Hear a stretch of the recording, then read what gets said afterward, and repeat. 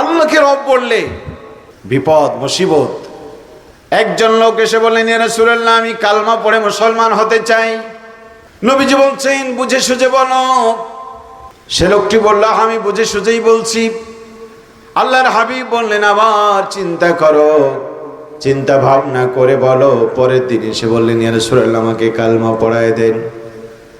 আল্লাহর নবী বললেন, ঠিক আছে, আরো একটু চিন্তা করো। পরের দিন লোকটি আবার এসে বলছেন, ইয়া রাসূলুল্লাহ, আমি চিন্তা ভাবনা করে এসেছি, আমাকে কালমা পড়ায় দেন। নবীজি তারে কালমা পড়ালেন আর বললেন, শোনো, কালমা পড়ার মানে হলো বৃষ্টির সময় আকাশ থেকে বৃষ্টি নাজিল হনে, উঁচু জায়গা থেকে পানিগুলি যেমন নিচের জমিনে দ্রুত দড়িয়ে যায়। কেউ যখন আল্লাহকে রব, নবীকে নেতা, কোরআনকে সংবিধান মেনে আল্লাহর গোলামির ঘোষণা দেয়, দুনিয়ার বিপদ মুসিবত তখন তার দিকে সেই রকম দৌড়ায় যায়। পড়েন সুবহানাল্লাহ। ঈমান আনার মানেই গোটা পৃথিবীর বিরুদ্ধে তুমি দাঁড়ায় গেছো। রবের ঘোষণা দেওয়ার মানেই হচ্ছে গোটা পৃথিবী একদিকে আর আপনি একাই একদিকে। যুগে যুগে কালে কালে এই মহাসত্য ঘটেছে।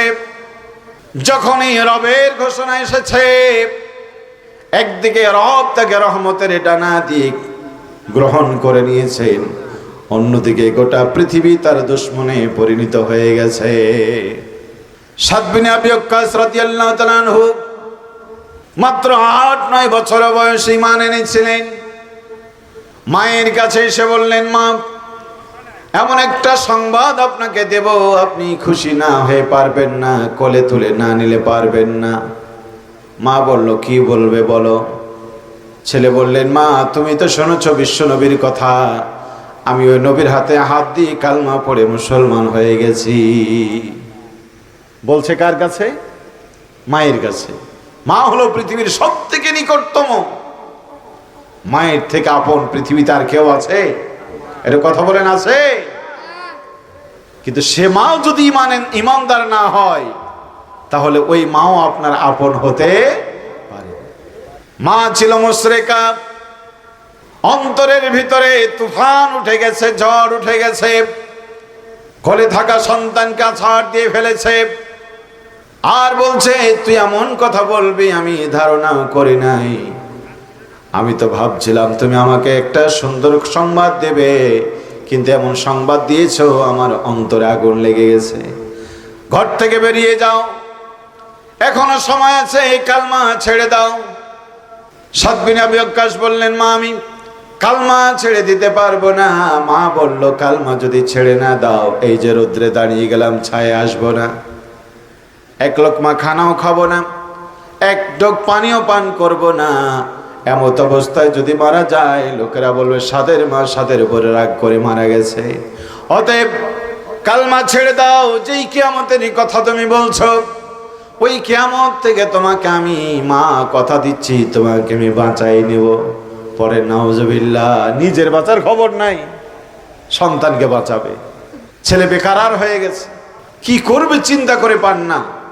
নবীজির দরবারে গেলেন, বিশ্বনবীর কাছে সব ঘটনা খুলে বললেন। আল্লাহর হাবিব বিশ্বনবী না ছেড়ে দিতে বলেন। মা না ছেড়ে দিতে বলতে পারেন, ইসলাম কি বলবেন তিনি? আকাশ পানে চেয়ে থাকলেন। আল্লাহ রাব্বুল আলামিন ওহী নাজিল করে জানিয়ে দিলেন, দুনিয়ার লোকেরা শোনো, ওয়া ইন জাহাদাকা তুশরিক বিমা লাইসা লাকা বিহি ইলম ফালা তুতিউহুমা ওয়া সাহিবুহুমা ফিদ দুনিয়া মা'রুফা। আল্লাহ পাক জানিয়ে দিলেন, খবরদার, সে পিতা হোক, মাতা হোক, যেই হোক, তোমাকে যদি আল্লাহ বিরোধী, রসুল বিরোধী, ইসলাম বিরোধী, পরকাল বিরোধী কোনো কর্মকাণ্ডে ডাক দেয়, তাহলে তাদের কথা শোনা যাবে না। দুনিয়ার জীবনে সৌজন্যতা করতে হবে, ভালো আচরণ করতে হবে, কিন্তু বিরোধিতা করাও যাবে না এবং মেনে নেওয়াও যাবে। সাদ বিন আবি ওয়াক্কাস মায়ের কাছে এসে বলেন, মা, তুমি তো তোমার কথা বলেছো, এখন আমার কথা শোনো। তুমি তো বলেছো খাদ্য খাবে না, পানি পান করবে না, তুমি তো বলেছো ছায়ায় আসবে না। এইভাবে তুমি, মা, যদি আমার প্রতি রাগ করে, অভিমান করে 100 বার মরে যাও, 100 বার জীবিত হও।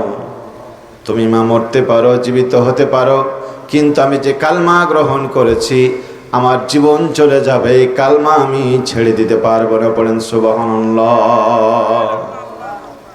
এইভাবে করে মাত্র 7-8 বছর, 9 বছরের ছেলে ইমানের পরীক্ষা দিয়ে বিজয় লাভ করে আল্লাহ পাকের জান্নাত হয়েছে। প্রিয় ভাইয়েরা, ওই রকম কোন সিচুয়েশন আল্লাহ না করুক আমাদের সামনে এসে দাঁড়ালে আমাদের ইমানের খোঁজ পাওয়া যাবে। ইমান এত সস্তা বিষয় নয়। ইমান তো সেই জিনিস, আপনার আমার সম্পর্ক হবে ইমানের সাথে হুব্বুলিল্লাহ বুগজুলিল্লাহ। ভালোবাসাটা হবে আল্লাহর জন্য, শত্রুতা হবে আল্লাহর জন্য।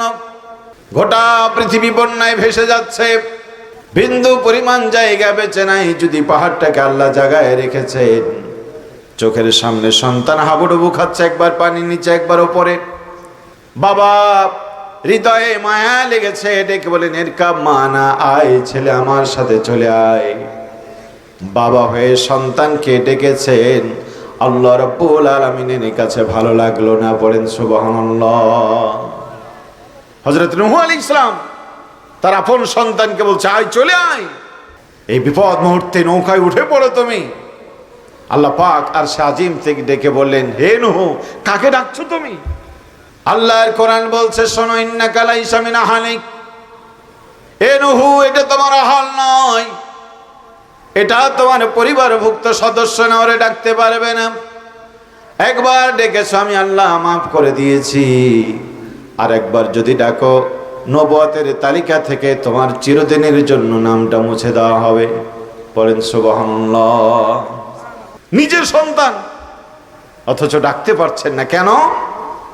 আল্লাহ পাক শোনাচ্ছেন, শুনো, আমার জমিনে বসবাস করে আমাকে মানে না, আমার দিন মানে না, আমার বিধান মানে না। তুমি বাবা, তোমাকে বাবা স্বীকার করে, কিন্তু আমি যে তোমাকে নবী বানিয়েছি সে নবী হিসাবে তোমাকে মানে না। অতএব আমার বিধানকে বিধান মানে না, আমার হুকুমকে মানে না, আমার নবীকে নবী মানে না। সে তোমার সন্তান হতে পারে, ওটা তোমার আহাল হতে পারে না।